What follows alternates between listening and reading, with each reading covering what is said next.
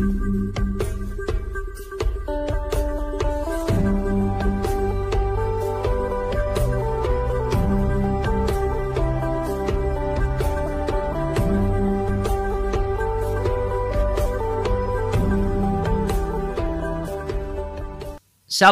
salam sehat, salam damai sejahtera bagi kita.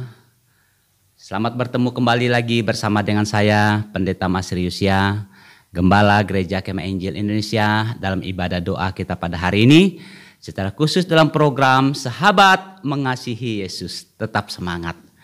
Puji nama Tuhan yang melandasi doa kita pada hari ini. Kita akan membaca firman Tuhan. Namun sebelumnya kita mohon pimpinan Tuhan dalam kehidupan kita melalui doa. Kita berdoa.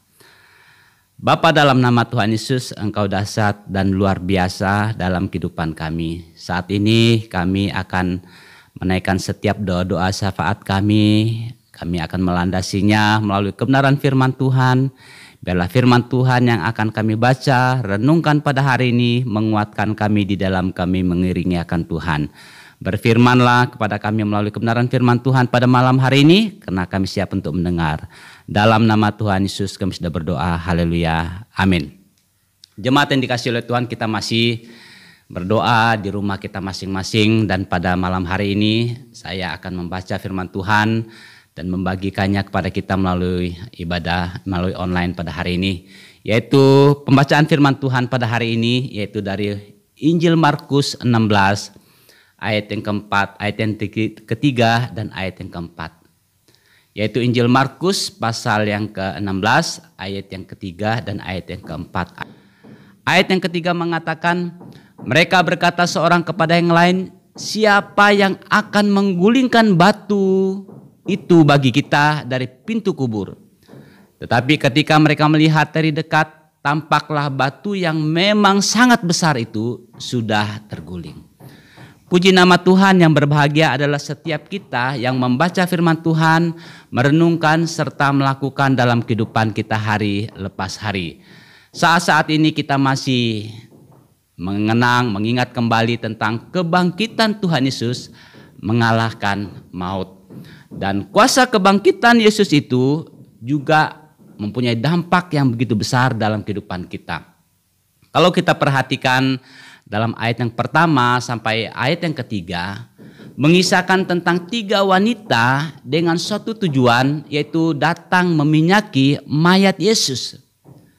Tetapi kalau kita perhatikan selanjutnya ayat yang ketiga dan ayat yang keempat, bahwa mereka berkata seorang kepada yang lain, siapa yang akan menggulingkan batu itu bagi kita? Ini persoalan bagi mereka. Siapa yang akan menggulingkan batu itu bagi mereka? Tetapi dahsyat dan luar biasa. Pada ayat yang keempat dikatakan, tetapi ketika mereka melihat dari dekat, tampaklah batu yang memang sangat besar itu sudah terguling. Puji nama Tuhan. Saudara, kuasa kebangkitan Yesus Kristus dapat menyelesaikan masalah kita. Masalah apa yang diselesaikan? Pada ayat yang ketiga saya akan membaca kembali, dikatakan, mereka berkata seorang kepada yang lain, siapakah yang akan menggulingkan batu itu bagi kita dari pintu kubur ini? Yang pertama adalah tentang keraguan. Keraguan. Apa yang membuat manusia itu ragu dalam hidupnya? Tentu banyak hal. Bisa jadi karena keterbatasan manusia. Bisa jadi juga karena ketidakmampuan manusia. Dan juga mungkin dengan kelemahan-kelemahan yang kita hadapi, persoalan masalah yang kita hadapi, kita tidak mampu, akhirnya timbul keraguan dalam kehidupan kita.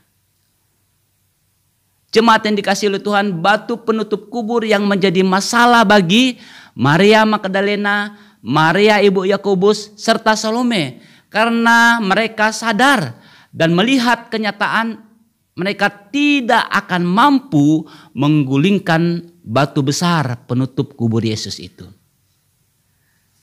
Saudara, batu penutup kubur bisa kita aplikasikan dengan masalah yang begitu besar yang kita hadapi saat ini. Kita sadar bahwa kita tidak ada kekuatan untuk menggulingkan batu persoalan tersebut. Karena begitu besar persoalan itu bagi kita. Saat ketiga wanita ini datang ke kubur Yesus, mereka melihat batu penutup kubur Yesus sudah terbuka, sudah terguling. Puji nama Tuhan. Jangan kita melihat masalah kita yang begitu kompleks. Jangan kita melihat persoalan kita yang begitu besar. Sehingga kita merasa kita tidak mampu dan kita ragu. Bisa enggak saya lepas dari persoalan ini?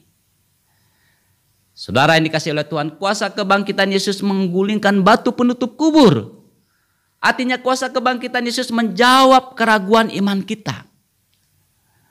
Keraguan berubah menjadi satu keyakinan. Apa yang membuat kita menjadi ragu saat ini?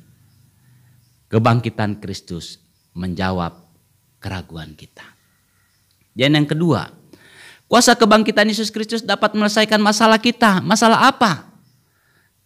Yang kedua adalah masalah tawar hati. Kita perhatikan percakapan kedua murid Yesus saat menuju ke Emmaus menunjukkan bahwa mereka sedang tawar hati. Alasannya mereka berkata, mengapa Yesus saat disiksa tidak membalas? Mengapa Yesus harus disalibkan, mati, dan mayatnya hilang? Murid-muridnya dituduh mencuri mayat Yesus. Saudara yang dikasihi oleh Tuhan, apa yang membuat kita tawar hati? Mungkin masalah yang tidak ada ujung pangkalnya dalam hidup kita. Mungkin juga persoalan masalah penyakit yang tidak kunjung sembuh. Mungkin juga kehidupan keluarga yang berantakan.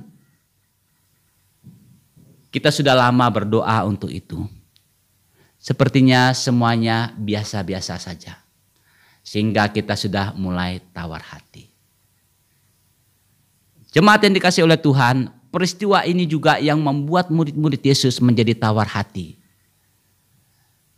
Karena kenapa Yesus harus mati?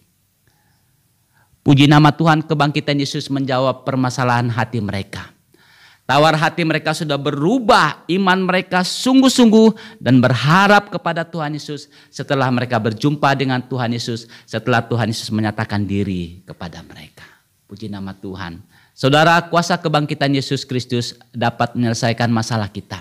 Masalah apa? Yang ketiga adalah membuat wanita-wanita itu dan murid-murid Yesus menjadi yakin dan percaya akan kebangkitan Tuhan Yesus Kristus. Keraguan mereka, tawar hati mereka berubah sehingga mereka semangat untuk memberitakan kebangkitan Tuhan Yesus itu dalam kehidupan mereka. Saudara yang dikasihi oleh Tuhan, apa yang membuat kita ragu dan tawar hati? Mungkin karena kita fokus kepada persoalan masalah yang kita hadapi, ketidakberdayaan kita, ketidakmampuan kita, doa yang belum dijawab oleh Tuhan.